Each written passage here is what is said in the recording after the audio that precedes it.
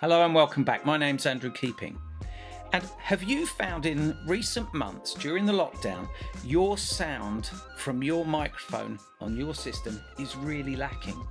And if you've been in Zoom conferences or you've been gaming or you've just been spending far too much time trying to liaise with people around the world on your computer and the sound quality is poor, then you've listened to somebody who's really got a good sound quality and you think to yourself, how do they do that? Well, they're probably using something like this. This is the Uhuru condenser microphone kit. So dive in and let's see how good this is.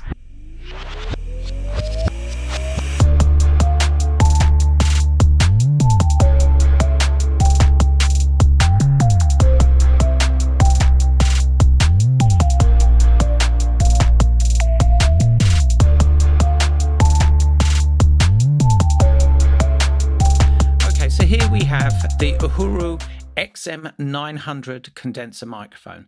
The whole set includes a microphone, the boom arm, a shock mount, a pop filter, a wind foam, an XLR audio cable, and the usual manual.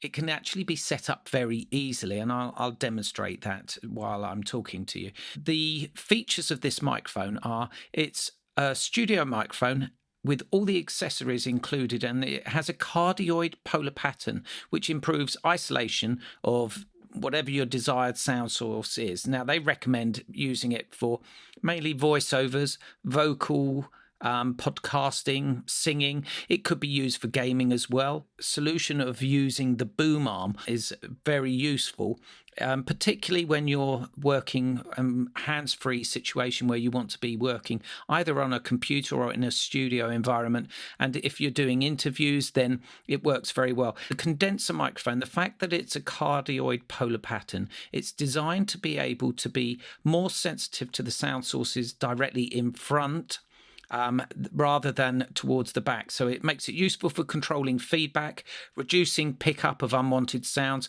and providing an isolation between performers. Now, the microphone is enclosed in a metal case and looks and feels very sturdy. It's nice and compact, and the polar pattern, as I mentioned, was cardioid. Okay, so now I'm back in the studio, and what we're going to do now is test out the microphone and put it as a comparison with probably one of the top-end microphones that I have in my microphone arsenal, if you like.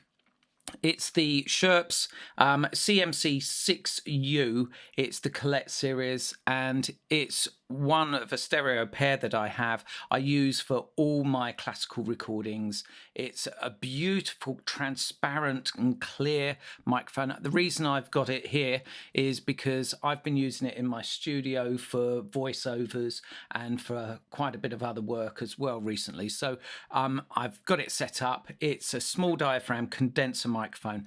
You might think that it's a little bit unfair comparing the condenser microphone, the Uhuru condenser microphone, with this microphone. But do you know what? Let's just give a stark contrast. I might try it with something else in a bit, just to show you a bit of variety here. And this microphone, I'm going through my RME Farface 802, which has a very, very clear, transparent preamplifiers on it. And again, that's so that we don't get any coloration or anything like that. And we get a true representation of just how good this microphone is, or otherwise. Right, so here's the microphone, exactly clean and transparent, with no EQ, no compression, nothing at all added to it. So it's the reason I've got the pop filter here. The pop filter is to avoid the plosives. If I take the microphone away, you can hear Peter Piper. You see those plosives, you can hear them straight away. They go straight in and boom. So I'm listening now. Let's see how close I can get with it without distortion or anything like that. Okay, now I'm going to put the pop filter. I have to say the pop filter it's one of those standard pop filters you get, nothing too expensive. However, you know, it looks good. It's got its logo on it, and it's got a nice bit of padding around the frame. Now, with regards to the arm, if I tap the arm, the springs, you can hear the springs vibrating through the cage at the end as well. Now that is quite a common thing, but I tend to avoid, if I'm doing voiceovers or I'm working gaming, if I was typing on the keyboard, you'd probably hear that. Now, you can mask that a little bit more by putting protective cloth or something over the table that you're going to be latching onto, and that will prevent that sort of that sound and the vibrations. Now, once you can see, it works absolutely fine without me touching it, and I'm looking at the sound waves here as well, and they look very good, very consistent.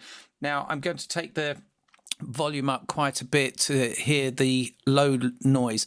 Now I have got some lighting in the room here, and there's a low fan noise from the lighting above. If I'm quiet for a second, you can hear.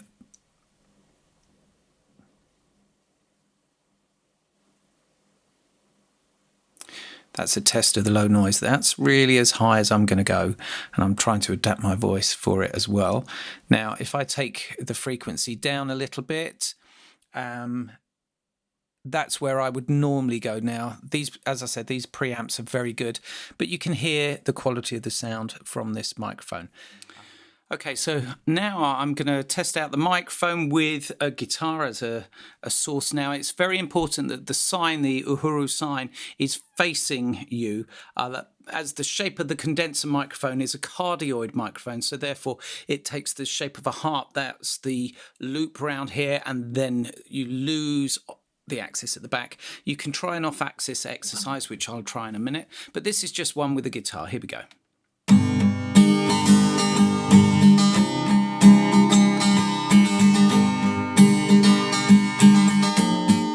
So this is a cheap guitar with some old strings on it, and let's just see how this works.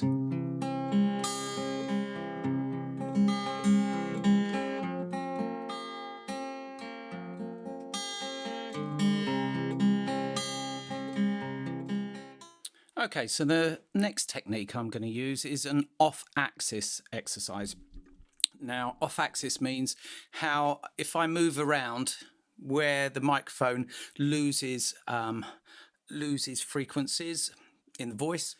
If I try now 1, 2, 3, 4, 5, 6, 7, 8, and let's just move back a little bit, see where it starts losing its power. 1, 2, 3, 4, 5. So I would suggest that actually just sitting here with this location as the sign, it shows you where you need to be pointing it. And also what I tend to say is adjust your pop filter so that it's a good distance, a couple of about 3 or 4 inches, maybe 5 inches off the microphone, and you can get your voice quite close, and you can get a really quite a warm sound from your voice. It picks up all those deep mid to low frequencies, and that gives you a really good sound on which to work. If you want to add in your studio, then different do some adjustments with EQing, and then what you can do in addition to that is work with some compression to give you a really good sort of more balanced sound. These are all things that you can do, but I'm not using any of those at the moment because I just want you to hear what a clean sound it is, and so that I can give you a decent review of this microphone. So what do I think of this microphone? I think for £64, which is what I paid for it, UK money on Amazon, I think it's a great microphone for the entire setup. Even the pop filter is a good quality pop filter with foam added around it. It provides the cable as well, the XLR cable. The cage itself is a great quality cage actually, because it saves the vibrations, and you do need to save the vibration on this, because if you're playing on the keyboard, the springs do work. It has its own Velcro strap to tie the cables along the arm as well. But the boom arm, the cage, the pop filter, the microphone itself, which is what's producing the sound source at the end of the day, is very good quality, and it's a considerable step up for those people that are looking to improve their zoom or their online gaming or their voiceovers, their podcasts, their YouTube vocals. This is a definite step up in the market for you from the sound of the microphones that you would get on your computers or your laptops. It's also so much better than a lavalier microphone as well, because you can actually do some work with it as well afterwards. And you're not going to get the rubbing or the sounds that you frequently get with cheaper end microphones. So, would I recommend it? Absolutely, I would. If you are interested in purchasing this microphone, I do recommend it, and I've actually included it in my recommendations on my Amazon influencer page. So please take a look at the link below. If you do choose to buy it from that link, then a small percentage of the profits of Amazon go to me and help me make these reviews and these videos to basically help you make a good, informed decision. Until next time, I look forward to seeing you. All the best. Bye bye.